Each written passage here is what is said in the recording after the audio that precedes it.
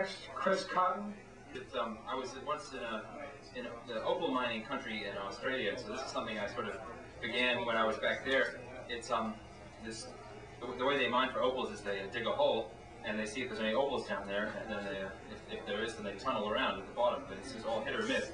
You want a region where they have a lot of opals, so there are a lot of holes where people have tried looking for opals, and well, they say don't walk backwards when you're in that region. Anyway, so this is about something that I first thought of when I was out in that country. It's called Soul of Opal.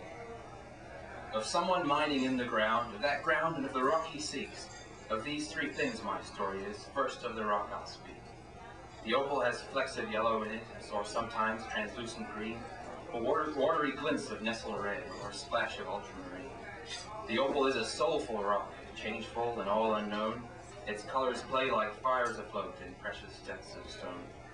That ground, my second subject, is a dusty desert place, where full earth and a vacant sky sit silent face to face. And thirdly is the man who mines inside the bulging ground. His soul was once a wholesome place where hopes and dreams were found. Like colored flecks they lit his world, suffused throughout his life, but now it's dark and scattered there and cloven by the strife. And as my story starts, he sinks into the wealthy globe. In a pitchback shaft that long ago he drilled as a miner's probe. The last time he was in that shaft, at the tunnel at the bottom, he shot a thief he found at work and left him to be rotten. So gems are not now on his mind, dire thoughts run ear to ear. To see them we must delve behind his face's vast veneer. So put your lighted helmet on and bring your caged canary, for where we go is neither light nor rarefied and airy. And the thoughts inside his head ran like this. The diggers and probers, the finders and keepers, the down undertakers have taken my soul. The search and destroyers, the hidden gold seekers, the bare porridge eaters have eaten it whole. They wanted my jewels, I gave them my bullets, but what they have taken is dearer than both. He died with his takings, I live with my losses, the earth in between us is blooded with breath. The man was distraught, and he paused, and then he went on. Beneath the planet's surface, on the way to the molten core, not far from the molten core, I shot him till his outer shell was drenched with gore. Yet he clutched an opal in his dying, gory grip. Some demon helped him grip. I could not wrench that stone from him, no matter how I grip.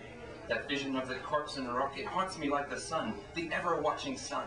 I cannot wrench it from my eyes, no matter how I run.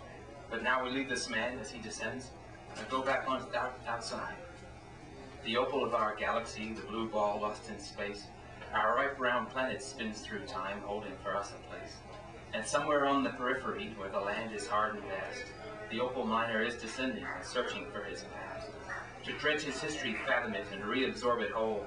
Now, to plumb the crust of the hurtling spirit, now sinks the wounded soul. Meanwhile, above that miner's shaft, and far outside the sky, towards its summer zenith climbs the beating yellow eye. That focused piece of energy, that eye without a head. The sun at noon will reach the point directly overhead. Bright of sunshine nears his zenith, to which it's always curled, while he, dissolved in dark earth, nears the nadir of his world. And again, the man's thoughts flew across his mind. All I ever wanted was a life that I controlled. All I ever wanted was a pretty rock to hold.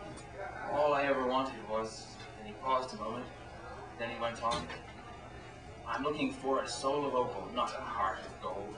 Its colors cannot be defined, nor can its depth be told. My life, it is a rock and not a shape that's of a mold. My youth, it is confusion. Conviction makes you old. I am looking for a soul of opal, not a